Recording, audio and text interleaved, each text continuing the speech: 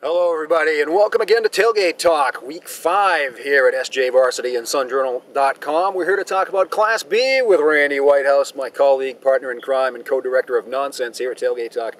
I'm Kalle Oakes. Class B, coaches, part of Coach Speak 101 is learning to say, one game at a time, do not look ahead. I don't want to speak for Randy, but I'd kind of like it to be Week 6 right now in Class B. We got a lot to look forward to in Week 6, but alas, we've got to play them all on the fifth Friday night in September, and the Friday-Saturday combination is Levitt will have a Saturday night game. But let's talk about that one first. Waterville at Levitt in the Levitt homecoming. It's the only Saturday night game in Sun Journal land this week. Levitt hasn't really played a lot of meaningful football in the last 3 weeks in terms of downs and situations where they're in any danger at all. Basically, Week 1, Hamden was the last time a team that could punch them in the mouth, so to speak, ran into the Hornets. Waterville's certainly a team that can do that. Not going to say win, lose, or draw here, but Waterville, they'll know they've been in a football game, won't they, after Saturday? Yeah, Waterville's a very physical football team. They're big up front. They have a couple of 200-plus pound running backs that they like to pound the ball with, and you got to believe that they're going to go out there and play ball control offense, try to keep Levitt's offense off the field, try to be physical with the Hornets.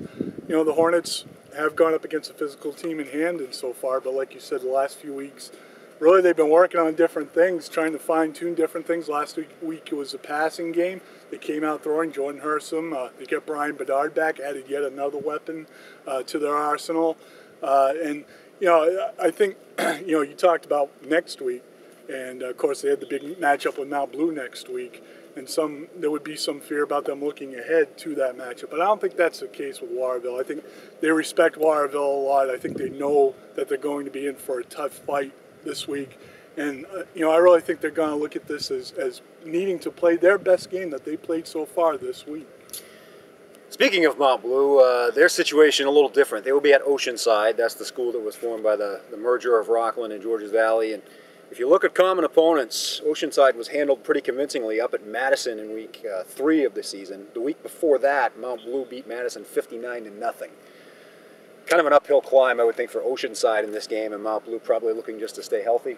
Yeah, definitely. A little bit of an uphill climb for Oceanside, no question about it. One of those new programs that's trying to find its way in Eastern Class B. Mount Blue, very impressive last week against Gardner.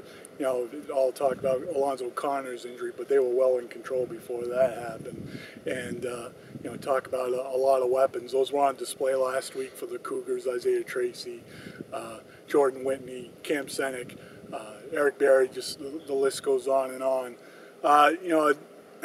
They may be in danger of looking ahead a little bit. That's not really going to be a big problem for them. But, it's a chance for them to work on some things, to keep everybody healthy, work the rotations, get a lot of bodies into the ball game, and get ready for that. A couple of matchups in Western B to talk about. York at Mountain Valley. York pulled off an underrated upset, I think, in the history of high school football. In 2005, they won the Western B final at Chet Bulger Field. They've been kind of paying for it ever since. Mountain Valley has owned this rivalry the last 5 years. Any danger of anything different on Friday night?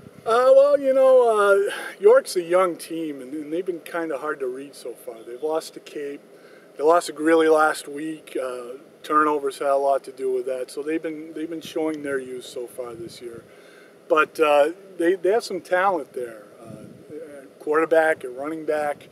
And Randy Small is one of the best coaches in Western B. I mean, he's a guy that's got his team ready.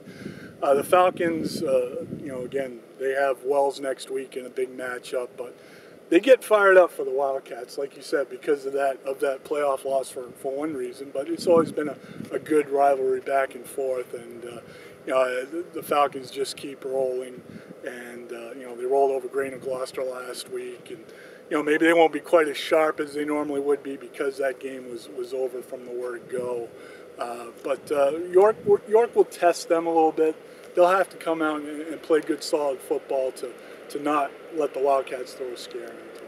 That big gust of air up in Jay and Livermore this week was not a paper mill smokestack. It was the collective sigh of relief that the worst part of Spruce Mountain's inaugural football schedule is over. They will be at Grain and Gloucester this week, which starts a run in the second half that might allow the Phoenix to get back into Western B playoff contention. And Grey New Gloucester has got to feel a little bit relieved that there's a certain part of its schedule over too. They don't have to deal with Wells or Mountain Valley anymore. Yeah, definitely. The second half of the season for both teams is looking a little bit brighter now. You can't take anything for granted, especially with Spruce Mountain.